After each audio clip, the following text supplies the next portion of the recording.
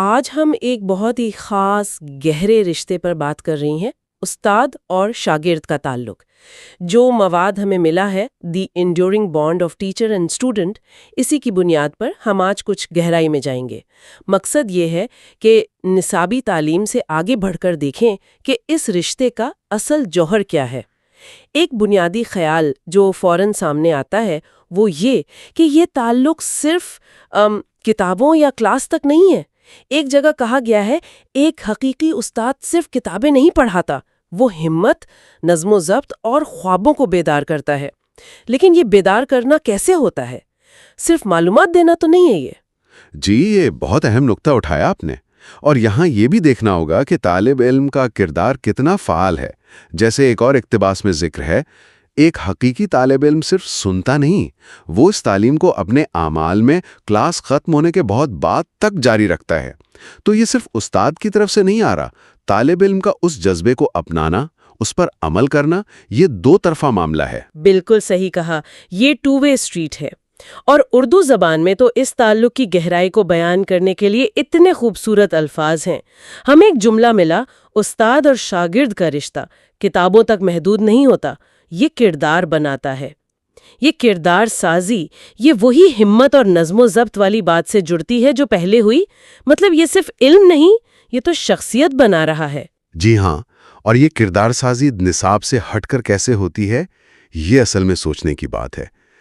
شاید یہ استاد کے اپنے عمل، ان کے رویے سے زیادہ جڑا ہے۔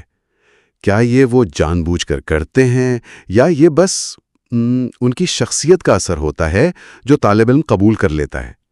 اس سے استاد کا اثر صرف علمی نہیں رہتا، بلکہ طالب علم کی پوری شخصیت پر، اس کے اخلاق پر، اقدار پر پڑتا ہے۔ تو کردار سازی ایک پہلو ہوا، اور دوسرا اہم کردار جو ان ذرائع میں سامنے آیا وہ ہے رہنمائی کا، سمت دکھانے کا۔ ایک بہت خوبصورت مصرع ہے، شاگرد کو منزل کی راہ دکھاتا ہے استاد۔ یہ رہنمائی، یہ کیسے عملی شکل اختیار کرتی ہے، خاص طور پر جب ہم نے خواب بیدار کرنے کی بات کی؟ دیکھیے، یہ رہنمائی براہ راست ان خوابوں کو بیدار کرنے سے منسلک ہے۔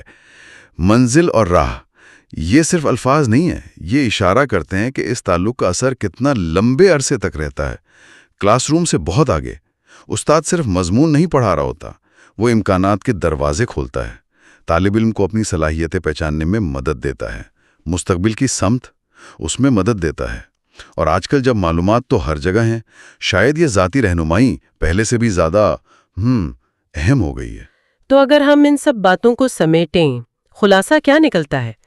لگتا ہے بنیادی پیغام یہی ہے کہ استاد شاگرد کا رشتہ صرف پڑھائی لکھائی کا نہیں ہے، یہ گہری سطح پر کردار بناتا ہے اور زندگی کے سفر کے لیے ایک سمت دیتا ہے۔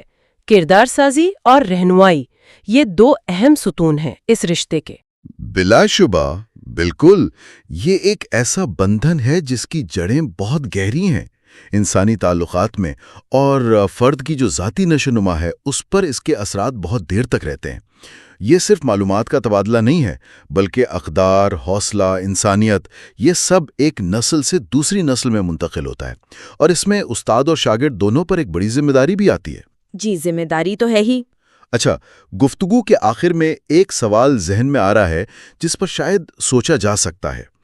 ہم نے اس گہرے ذاتی تعلق کی اہمیت کی بات کی، تو آج کا جو ڈیجیٹل دور ہے، جہاں تعلیم کے طریقے اتنی تیزی سے بدل رہے ہیں، یہ ڈیجیٹل دور استاد شاگرد کے رشتے میں کردار سازی اور رہنمائی کے جو روایتی بنیادی عناصر ہیں ان کو کیسے متاثر کر رہا ہے؟